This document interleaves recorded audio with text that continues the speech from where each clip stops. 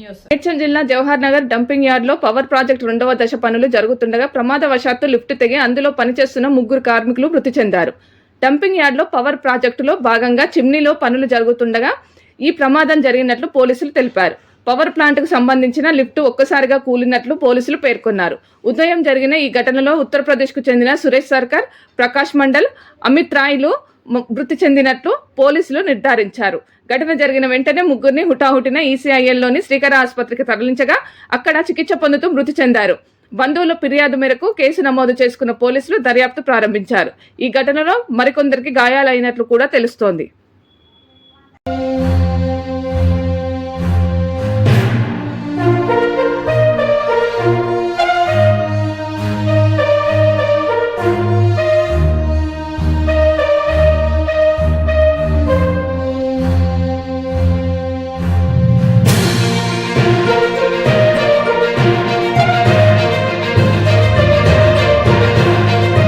Updates కోసం మా channel ని సబ్స్క్రైబ్ చేయండి.